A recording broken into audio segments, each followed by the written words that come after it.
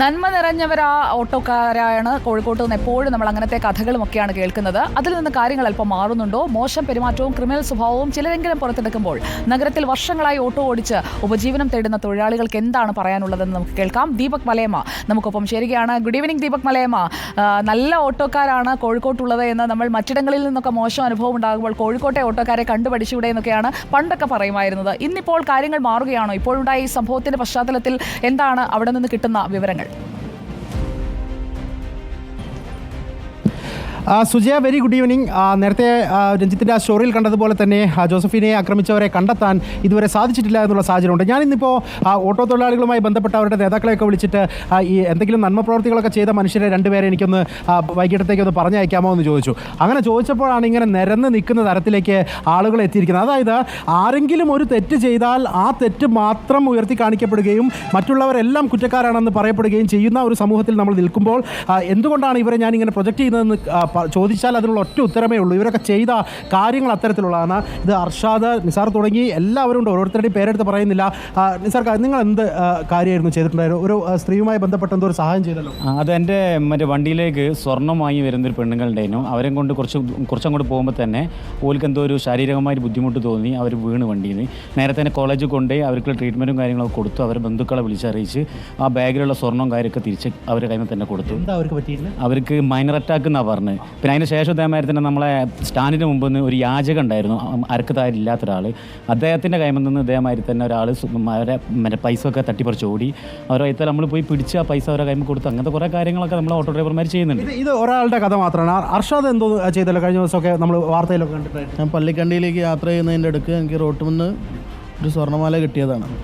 അത് അപ്പോൾ തന്നെ നമ്മൾ സ്റ്റാൻഡിൽ വന്ന് കിടക്കായിരുന്നു. വണ്ടിയിൽ കിടക്കായിരുന്നു, ഓട്ടോ ഒന്നല്ല, റോട്ടിൽ കിടക്കുന്നത് ഞാൻ എടുത്ത് നോക്കിയപ്പോൾ 916 കണ്ടപ്പോൾ നേരെ വീട്ടിൽ കൊണ്ടുപോയി ചെക്ക് ചെയ്ത് നേരെ വാട്സപ്പ് ഗ്രൂപ്പിലൊക്കെ വിട്ട് വൈകുന്നേരം ആകുമ്പോഴത്തേന് തന്നെ അതിൻ്റെ ആൾ വിളിച്ച് സ്റ്റേഷൻ മുഖാന്തരം അവർക്ക് കൈമാറി. അവർക്ക് സന്തോഷത്തോടുകൂടി തിരിച്ചു കൊടുക്കാം. സന്തോഷത്തോടുകൂടി തിരിച്ചു കൊടുക്കാൻ പറ്റും.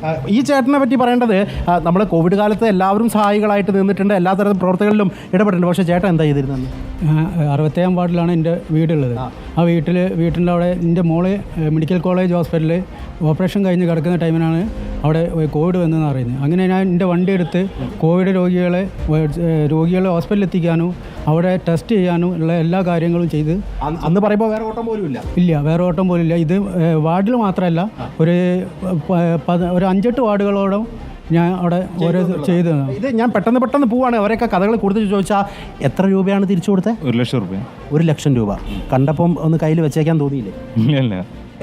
എന്താ സംഭവിച്ചിരുന്നത്? അന്ന് വെസ്റ്റിൽ നിന്ന് ഓട്ടം വിളിച്ചതാണ് എലത്തൂരേക്ക്. സ്പെയർ മേടിച്ച് പോകുമ്പോൾ ആള് അവിടെ ഇറങ്ങിപ്പോയി. തിരിച്ചു വരുമ്പോൾ ഞാനൊരു പീടികയിൽ കയറി. അപ്പം നോക്കുമ്പോൾ ബാഗ് വണ്ടിയിലുണ്ട്. തുറന്നു നോക്കുമ്പോൾ അതിൽ 1 ലക്ഷം റുപ്യാണ്. എന്നിട്ട് എങ്ങനെ ഈ ആളുകളെ കണ്ടെത്തി? ആളവിടെ ഒരു വണ്ടി നന്നാക്കാൻ വർഷാപ്പാരം വന്നിരുന്നു. അപ്പോൾ എലത്തൂർ തന്നെയാണ്. അപ്പോൾ ആളവിടെ എന്തായാലും വണ്ടി നന്നാക്കി പോയിട്ടില്ല. ആ ടൈമിനുള്ളിൽ ഞാൻ അവിടെ എത്തി പൈസ ഏൽപ്പിച്ചു തിരിച്ചു കൊണ്ടു കൊടുക്കായിരുന്നു. ഇങ്ങനെ പലവിധ കഥകൾ പലർക്കും പറയാനുണ്ട്. ചേട്ടൻ എന്താ സംഭവിച്ചത്?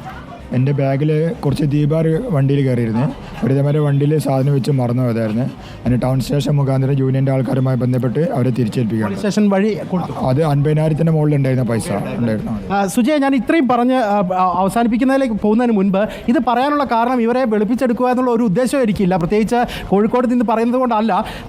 ഇത്തരം ആളുകളൊക്കെ ഇത്രയും കാലം അവരുടെ ശ്രമഫലമായി നേടിയെടുത്ത ആ ഒരു നന്മയുടെ പേര് അതെങ്ങനെ ഇല്ലാതായി പോകുന്നു എന്നുള്ള സാഹചര്യം വന്നതുകൊണ്ടാണ്. ഇപ്പം ഒരു 68 വയസ്സുള്ളൊരു സ്ത്രീയാണ് ആക്രമിക്കുകയും അവരുടെ മാല കവരുകയൊക്കെ ചെയ്തത്. നിങ്ങൾക്ക് ഈ കാര്യത്തിൽ എന്താ നിങ്ങളുടെ ഒരു നിലപാട്?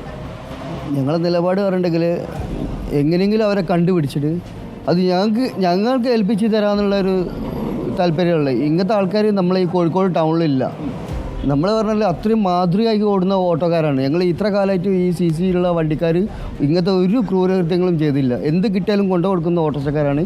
ഇങ്ങനെ ചെയ്യുന്ന ആൾക്കാരെ മുഖം വെളിച്ചത്തേക്ക് കൊണ്ടിട്ട് അത് ഓട്ടോറിക്ഷക്കാർക്ക് ഏൽപ്പിച്ച് തരണമെന്നാണ് ഞങ്ങൾക്ക് പറയാനുള്ളത്. അത് എല്ലാ സ്ഥലത്തും പബ്ലിഷ് ചെയ്ത് ഇങ്ങനത്തെ ആൾക്കാർ ഇനി ടൗണിൽ ഇറങ്ങരുത്. ഇങ്ങനെ ചെയ്യുന്ന ആൾക്കാർ ഇറങ്ങരുത് എന്നുള്ള അത്രയും പ്രതിഷേധമാണ്. ഞങ്ങൾ ഇതിനായിട്ട് എല്ലാവരും കൂടി ഒരു വാട്സപ്പ് കൂട്ടായ്മ എല്ലാവരും കൂടി ഞങ്ങളുടെ രീതിയിൽ തന്നെ ഞങ്ങൾ ആ സെർച്ച് കാര്യങ്ങൾ ചെയ്യുന്നുണ്ട്. മാക്സിമം കിട്ടിയിട്ടുണ്ടെങ്കിൽ ഞങ്ങൾ വെളിച്ചത്തെ കൊണ്ടുവരും. ഇനി ഇങ്ങനെയുള്ള ആൾക്കാർ ഇവിടെ തുടർന്നു പോകാൻ സമ്മതിക്കില്ല. ഇപ്പോൾ നിങ്ങളൊരു CITO എന്നുള്ള നിലയിലൊരു പരാതിയൊക്കെ കൊടുത്തിട്ടുണ്ടെന്ന് ഞാൻ അറിഞ്ഞു. അത്തരത്തിൽ ഈ പ്രതിയെ പിടികൂടാനാവുന്നുള്ള പ്രതീക്ഷ നിങ്ങൾക്കുണ്ടോ? പ്രതീക്ഷ ഞങ്ങൾക്കുണ്ട്. ഇതിൽ ഞങ്ങൾക്ക് ചെയ്യാൻ പറ്റിയെന്ന് വെച്ചാൽ ഇവിടെ കോഴിക്കോട് സിറ്റിൻ്റെ അകത്ത് ഓടുന്ന ഓട്ടോ ഡ്രൈവർ നല്ല പേര് നിലനിർത്തുന്ന ഡ്രൈവർമാരാണ്.